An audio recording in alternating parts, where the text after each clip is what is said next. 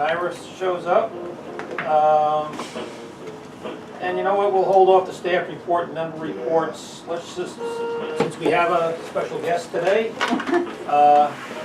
we'll go right to Mr. Eng. So he can, Yeah, you can take that down if you want. I didn't actually have, because you're in I didn't have anything planned to talk about. I just had heard that you had asked for Dave Kubicek. So I thought maybe I'd pinch hit if there was some questions or anything. And, Yeah. well, Dave's operations chief, right? Yeah, and we replaced Dave just Monday. Okay, so yeah. So Rod Brooks, Rod, 30-year Long Island Railroad employee. And we've had Rod for there's some issues involving conductors and ticket collection and things like that. So he's come to our meetings, so we're familiar with him. Yeah, and I think you'll find him to be a very open, knowledgeable person, and you know, I just after 3+ months wanted to make some changes, and that was my first one. Okay. All right. I guess the biggest concern that we would have had was actually basically what's happened in the last few days. I mean, there's certain things that are certainly beyond your control. You can't control people jumping in front of trains, which we had 2 of those on Monday. You can't control lightning striking a substation in Blue Hyde Park. But I think the big concern is the railroad's reaction to some of those things, and how quickly you can recover. Right. And the biggest, most critical thing of all. Let me open the door. Oh, sorry. Oh, so Natasha's here, which is Phil's chief of staff. Oh, okay. She's coming too. We're just talking about Long Island Railroad's response to the recent incidents, or just starting the Hey, topic. Eric. Hi. How you doing? Good, how are you? Thank you. I also brought my chief of staff, Hi, Natasha everyone. Venezia. Nice to meet Hi. you. Pleasure to meet you. Hi. Natasha, Welcome, Chair. Thank you. There you go. Yeah, take the hot seat. What'd you sit around? Yeah. Water? Tell you what, yeah, go ahead and take some.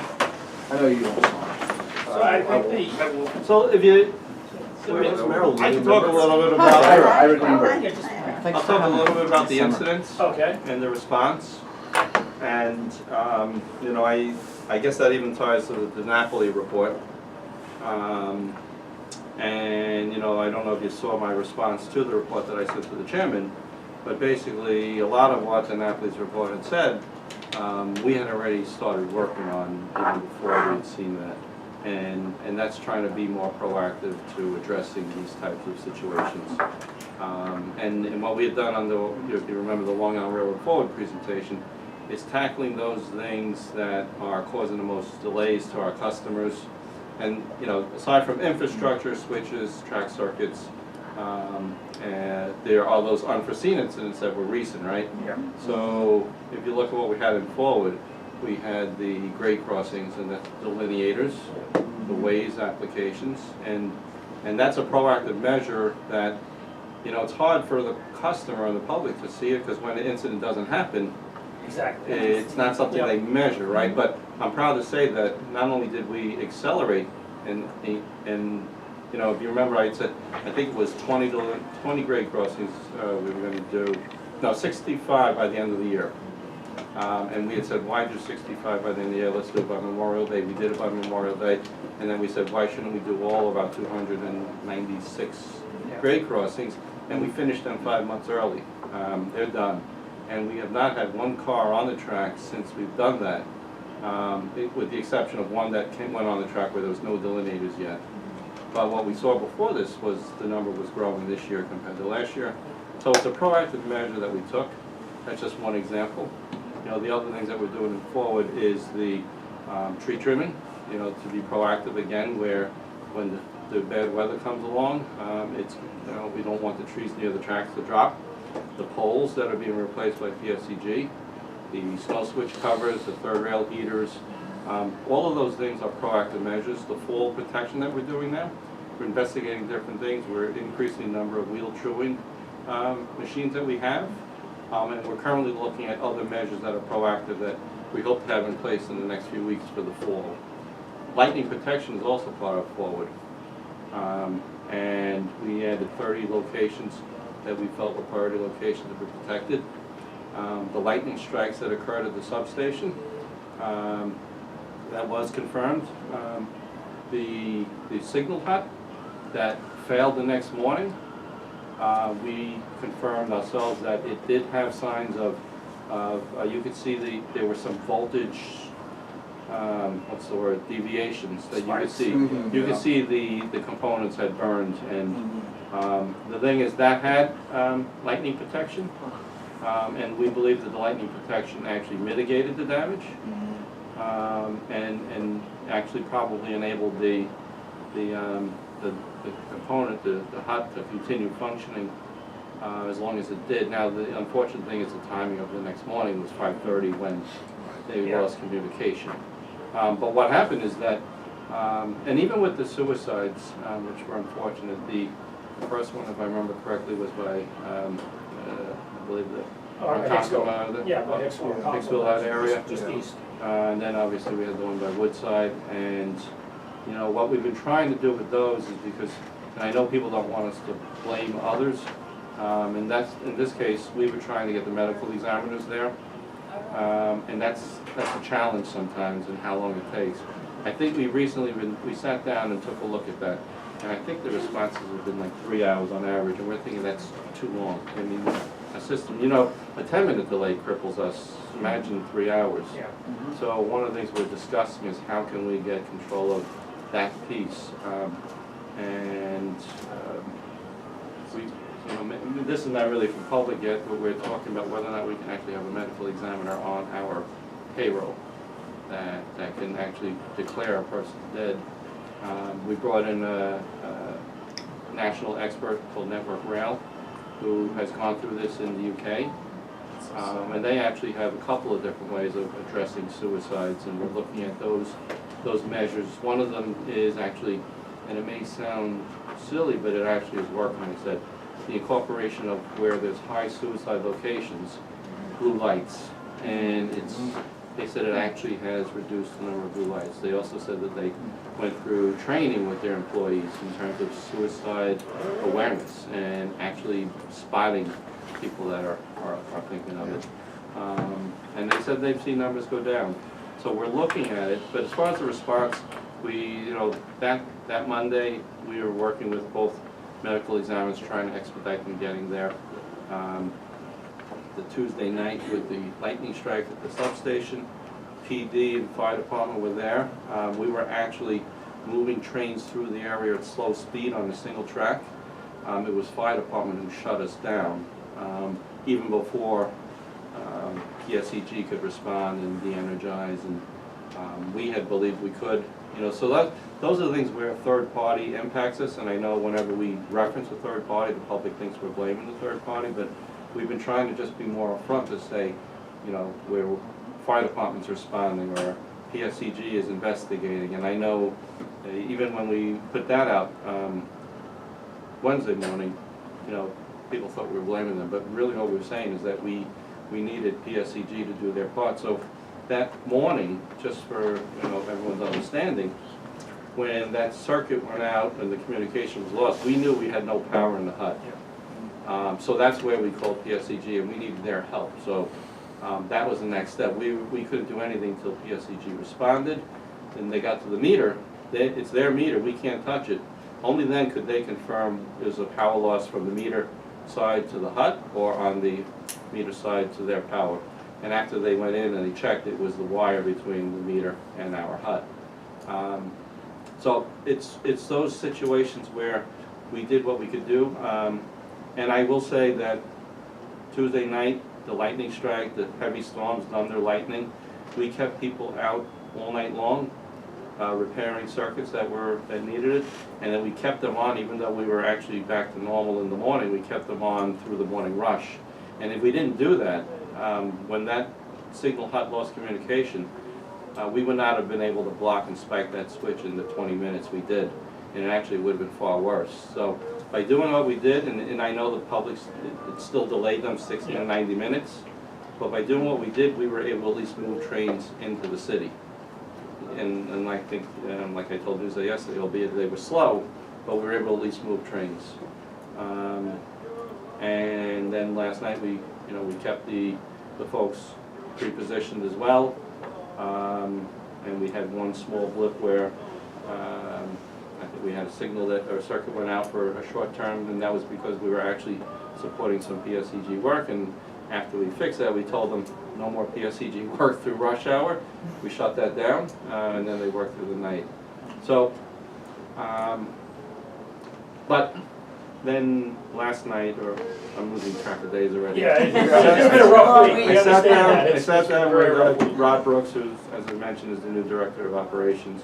Sat down with Chris Calvagna, Senior VP of Engineering, and I said, we need a different type of emergency plan. And we only started talking about it today, and probably not really to report on it, but since we're just talking openly, is that when X, Y, and Z happens, when this branch is blocked, what can our customers do? When the main line is blocked, what can our customers do? And because we knew ourselves, we were looking for that Z configuration to send the trains down to Babylon, and then back to Hicksville, and then east to Ronkonkoma and or Huntington, Port Jeff. But we were trying to find diesel equipment to be able to do it. And hence, I think a lot of the frustration of the customers is, well, how are we getting home? Yeah. What I want to do in the future is to be able to say, we are working on this configuration, please be patient, we know it's going to take 60 minutes, but so they don't feel that there's absolutely no option. So we're looking at that, we're looking at more of a playbook that basically says, when something is shut down, where can you go? Well, that's perfect, because that's kind of what we were kind of looking for. That, and I know you're making a lot of changes since you came in, but like the controls report about the lessons learned, you know, whenever you have an incident, there should always be a lessons learned, you know, session, like, okay, what went wrong, what can we do better next time, how can we change things? So, I mean, glad you're on the right track. Probably the biggest concern over everything that is, again, I hate to keep beating the dead horse, but it's the communications. We have noticed that there have been improvements in the communications of late, but it seems like when you go into service delays, major service delays, it doesn't seem that it gets out quick enough. Yeah, and Monday morning with the suicides, I think one was at 4 o'clock, the next one was about 5 o'clock in the morning. And I remember calling the 204, the command center, saying, you know, I need the service changes, I need them right away. And I called the PIO, I said, you got to push them to get that. And then next thing I know, I believe, even though we may have canceled some around 6:30, we didn't get the notice out until after the cancellation. And in my short debrief of what we could have done, should have done, I told the team is that at 5 o'clock we knew we were in trouble, right? Because we know how long it takes for a medical examiner. And you know, whether we want to agree or disagree, the folks in the command center are trying to figure out how can they keep the service running. So they didn't want to declare that train canceled, but I said our customers would rather know at 5:30 we canceled 6 trains because we had to. Because what's happening, if we don't cancel it, they're going to the station hoping it's there. They'd much rather know before they leave, and then they'll figure it out. We'd rather have the worst case. Right? Yeah. So Yeah. I Always said, reinstate if we could put it That's an back. issue. Yeah, I understand it, but everyone has to understand, now you say train's canceled, let's say you can put it back, and you put it back. We've heard people complain about that. You know, it's like, oh, I thought that train was canceled, and then sometimes that information is, and the train shows up, people, you know, you get the impression the railroad doesn't know what it's doing. So I think information, you know, up-to-date information, even, you know, current, and, you know, when trains put back, so, okay, we put this train back, it looks kind of, you know, like things are in a state of flux, but at least people have that feeling and know it. Because often, we've had people, oh, the train's canceled, and then the train shows up. It's definitely the lesser of two evils, that's. Yeah, that's if you're gonna, sure. right, Yeah. but Yeah, it's unless still. you're going. Well, I think Well, no, what I'd happens like is to get people will is- wait not on the platform, but in their car, Right. and then they miss the train. What I like to, you know, there was a time where I remember we got criticized. It was Amtrak had run late, and they had told us if they could Yeah, that finish was by months 7 ago. o'clock, Yeah, and we said if they could finish by 7, we're okay. I didn't know if we had the confidence, but we waited, and then they didn't finish. and then you So stop, what we right. should have, Yeah. I was thinking what we should have done is said, if, you know, as of now, this train is canceled, Right, updates will be provided. If work Yeah. can be completed by 7 o'clock. Right, tell people the whole picture. There's and chance that- this it's train could be uncertain. reinstated. Yeah. Right, I mean, that's been a discussion, that the railroad ought to be telling riders what they know. Right. You know, not, even if it's not absolutely cut in stone, that there is a risk of these trains being canceled. Stay in touch with us for further So, announcements. something else we're rolling out that we brought in an outside independent expert, Network Rail, same one, who actually helped the UK when their communications were being criticized. And they looked at our whiteboard that basically rolls through everything. And it rolls through from a fare evader to a suicide to, you know, substation fire. And it has so many things, from my perspective, it kind of dilutes it. So we're looking at how to categorize it, and we're rolling, step by step, we're gonna start implementing communication improvements internally that will help us do external communications. So, I wish this would all be like snap the finger and it's fixed, but it's a matter of really doing it in a fashion where the employees see the benefit, they don't see it as more work, and that we can actually get it to the point where it becomes like, not only is it better for management and for us for communicating, it actually is better for the employees in their decision making as they're sitting there split second trying to decide cancel combo or whatever it might be that they're trying to do. So that is another piece. Well, there were some pluses. Getting out to major news stations. The other morning I was driving the train, I guess the 507 had a patch on, and they had already made the announcement about, and it was the lead story on CBS FM, that the Hopkins branch was down, you know, Sequel and transported. And I mean, 5 o'clock in the morning that was out, and when I got to the train station I saw people on the platform that you didn't always see, because all the people from the, I guess the 406 I think was the first train that was held out at Ronkonkoma. And those people were already coming down, you know, to Patchogue and Sayville and Oakdale. So, I mean, much as you don't want to hear about that kind of thing happening, you know, you got the information out. And the other thing was, again, I didn't want to hear it, but as soon as I got on the train, they made the announcement about the fatality in Woodside. And they were very upfront. Listen, we're going to get you to Jamaica. At that point, we don't know if we can proceed any further because of the, you know, shutdown. But we all knew what was going on. So, I mean, that made it a lot easier. All right, we're going to get to Jamaica. We either have to take an E train, or in my case, on Lower Manhattan, go to Brooklyn. So, at least we're already starting to think about it. And Monday was pretty crisp as far as the communications, where I got reports that the communications fell apart late in the afternoon. Might have been even Tuesday, I was Monday or Tuesday. There was an incident in Huntington, or just outside of Huntington, where, I don't know how true it is, it appeared there were two trains on the same track going the opposite direction. Again, they got a lot of stuff off social media, and they said that they had to, took 20 minutes or half an hour to back one train up. You know, and nobody was telling the people on those trains what was going on, so it was like, what are we doing? We've been sitting here for 20 minutes, 30 minutes. And that was a major frustration. So, I mean, we are seeing improvements. I'm not saying we're not, but there's still certain areas where, for whatever reason, it's not getting out there, so. Well, one nice thing that I've heard, some on the announcements, they've been saying, instead of police activity, they've been telling you, due to a pedestrian strike or something, they said what it was, and that triggers a little something different. When you hear something like that, it's like, oh, police activity, what, somebody you want to give a ticket, and they're all being transferred, you know, it's at least, you know, I mean, I'm kind of the kind of person that I want to hear more information. You know, I don't want to hear just a general answer. Should we talk about that 4:30, the one we were talking about before? We'll save that for just a little bit. Okay. But actually, one of the communications issues, and I guess it's one of those be careful what you wish for type things.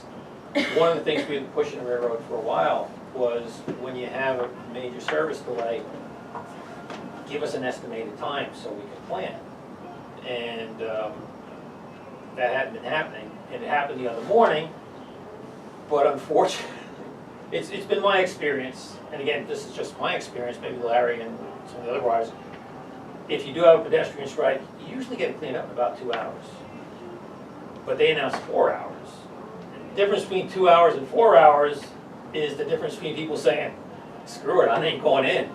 And there were a lot of people who took the day, once they saw 4 hours, it was like, nah, you know, I'm gonna get in at lunchtime.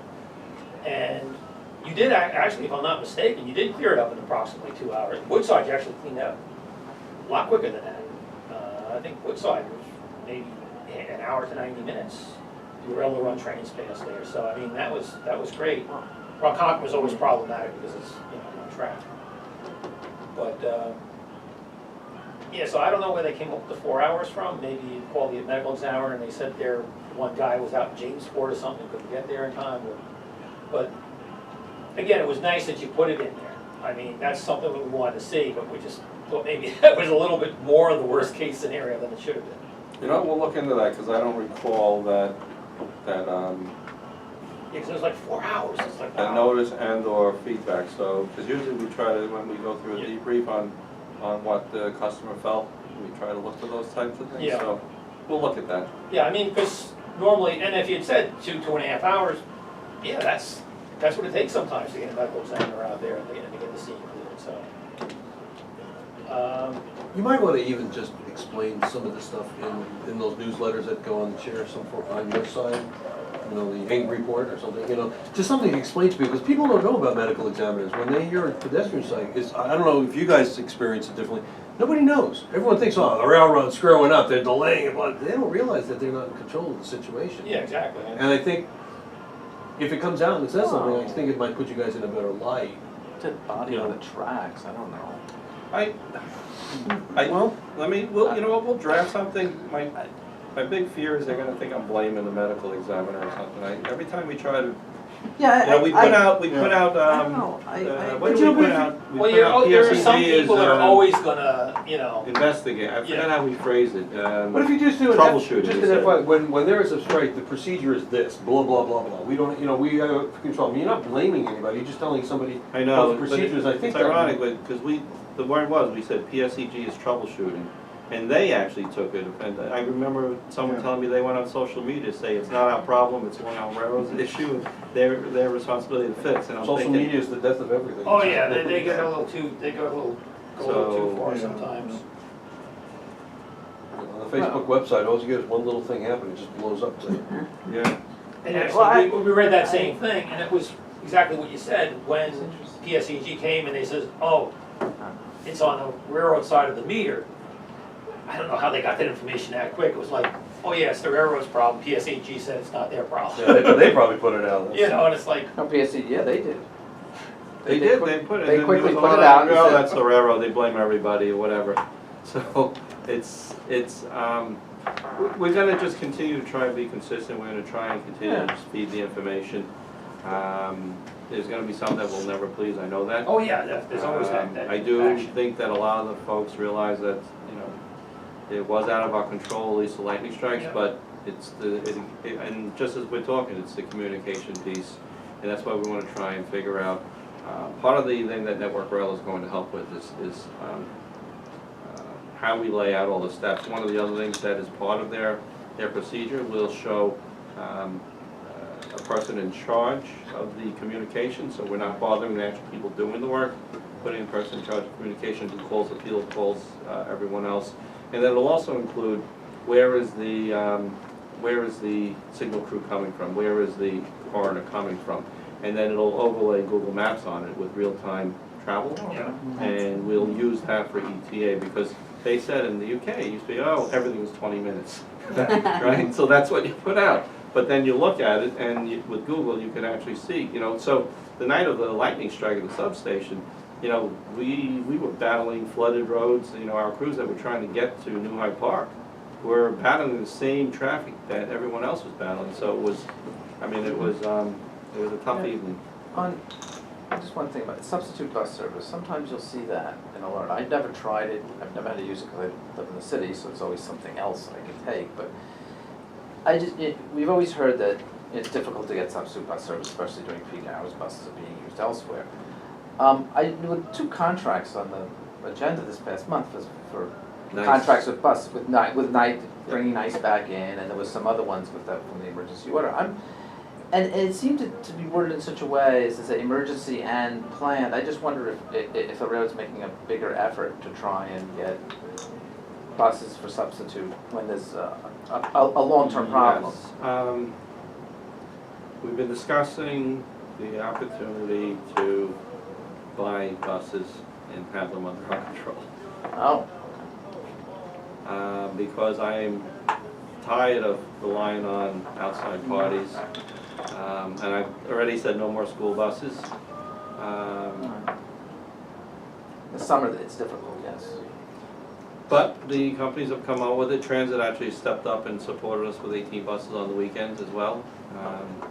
But I mean, when there's But there's a, Buses is a problem and I want to get control of it. when there's a, not when there's a planned problem, but when there's an unplanned Yes. problem. And it's very hard for the railroad for us to get the buses out there, because it's a separate contract. You gotta pull drivers, but you Well, need that's- drivers. Right, you know. but no, but even when they do, often this miscommunication, it's almost like don't even do it, because it's miscommunication, the buses are there, they're not there when they thought they were gonna be, and people are confused, they're standing outside the station, it just, So It's that's, just yeah, that- this is an idea we're tossing around, and that was Okay. one of the things that I said, yeah, every time we say we're looking to get buses, we don't get buses. Yeah. Because so why do I want to give the customer hope that there's a bus? I agree with that, yes, yes. Yeah, no, it's. Right, so that's why we're looking at other ways to do it, and, It's just also buses to substitute for a train, so many people in the train, you so can't, many you buses. can't do it. Yeah, Trains it's, to about 2,000 people on average, something like that. It's, well, it depends on the, it depends on how many cars, but yeah, it's Maybe 1,200 maybe? 1,200? 1,200, yeah. 12 or? yeah, so that's, you know, even if you use coaches, that's. You can't Yeah. do it. It's 50, 24 buses, yeah. 24 buses. yeah, we don't have enough. Yeah. For one, that's one. That's train. for one train? Yeah, So you can never replace yeah, it. no, they don't. But we're looking at all these different scenarios and like I said, one of the other things is to have that emergency playbook that says when X, Y, and Z is shut down, jump right into the plan. And the folks, you know, who do it all the time probably have it in their heads, but somehow it'd be good for the public to know if this is shut, here's my options. A couple of other communications issues, and they're pretty readily solvable. It's just a matter of, I guess, getting your staff tuned to it. The other morning, we had the situation, you know, the incident at Woodside, and we got the standard email alert, New York City Transit is cross-honoring, you can get the E-train at Jamaica. But there was no mention, and a lot of people are creatures of habit. They go to Penn, they go to Penn. But there should have been something in there, an alternate route is to go to Brooklyn, pick up the 2, 3, 4, 5. If you work in Wall Street, you'll get to work on Yes. time. And if you work in Midtown, it's still probably gonna be quicker than taking the E-train. In fact, But it just would have been a little blurb on the bottom of the email alert. Yeah, sending And, people to Brooklyn. you know, some of the is a good rookie- idea, right People who just started to ride the train or just not even aware of Brooklyn. You'd be surprised there are people that aren't aware of Brooklyn. there. Well, forget. so Wednesday Yeah, morning, I decided Wednesday on Monday. morning when I was on the train, making my way in to Jamaica, that was a train to destination Long Island City. I remember pulling into Hicksville and people on the platform, and they look in, and we have plenty of room, you know, it was almost all seated. Yeah. I was standing there, and they realized Long Island City. Nope, don't want to get on. They run across, and the Penn Station train packed like sardines, but they're all squeezing in anyway. So when I got in Jamaica, I told the folks, cross honor, you know, because we didn't even ask to cross honor. I said, we want to give our customers options, and we need to also remind them that you got Brooklyn, you got Long Island City. And worst case, get on the train to Jamaica at least. Don't cram into the train on Penn Station because you're a creature of habit. We need to remind them of these options, because last summer we did it and it worked. Yeah, exactly. So, Exactly. because my first thought is, the next station was Westbury, and the same thing, people didn't get on, and I'm thinking they're gonna be pissed off when the train from Penn comes in, they can't fit. Yep. So, I know what you're saying, and we're gonna work on that. It's just that it's unfortunate it's after the event. But we're, Well, there'll be another. There'll be one, there'll be Yeah, one. There'll be one. It's just it's the way just it not is. tomorrow. Just a matter of time. Yeah. Hopefully not for a while, Maybe but- September, or, What time is it? Don't even go there. yeah, it's rush hour, I guess it's about time for lunch. Um, Should check that. At least it's on the alert site, so. I haven't got anything bad By the yet. time we used to drive the spread truck on the main One line. other concern outside of communications that we've had recently, and I don't know how you can address this because it's a self-reporting type thing, but seems to be more of a rash of missing stations and things of that nature. Now, this could be going on forever, and we're just getting more to it because of social media, because as soon as someone misses a station, it's out there. In fact, Larry was on one of those trains last night that they actually announced, we're making an added stop at St. Albans. People got on for St. Albans, They didn't stop? and it never stopped at St. Albans. Yeah, I was sitting next to a family of 4, and when the train went by, they're like, that's our station, that's our station. And then they came on, they said, they came on, they were apologetic, we're sorry, we missed, this train will be stopping at Rockville Center and you can catch a reverse train. I'm sitting there on my phone looking to see when the next reverse train that's gonna stop at St. Albans is. On that, because they weren't, so here are these people that obviously may or may not have been seasoned riders, and they're gonna get up at Rockville Center and the next train could be an hour.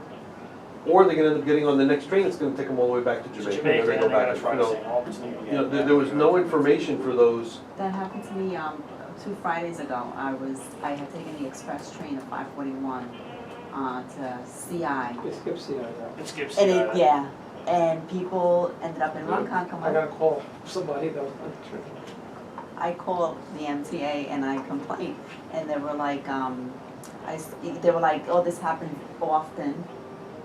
And I was like, really? Because in the time that I've been riding, this is the first time that it's happened to me. And then the person turned around and says, well, then you should consider yourself fortunate now. I was like, So really? why don't we set up a Not cool. review with transportation? And, because we have logs, I would imagine we must be able to go back and see. I'd be interested to see if the crew actually reported the boo-boo. I know they It had, was out there, they, just, you know, they sent those nights. buses. that was reported, but then, I know, cause I got a report and then I called. You did get a them. report? They had buses around Concord, Yeah. they had standby buses, so they were able to bring the people back. Yeah. They did have the buses. huh? yeah, the one which It's was. a No, cause sometimes we get, we call them protect buses, like when, on certain days, like Fridays or Yeah. things that there might be issues, we have buses on standby at terminals, just in case, not Oh, a lot okay. of them, but. Yeah, So in enough, that instance, enough it worked. that- okay. Yeah, but actually that lucked out because you would have had a ride, because I understand there were a lot of Central Islip people. that Otherwise, it were- was like a 45-minute wait. for Yeah, the they next were train back. not happy. No, they were not.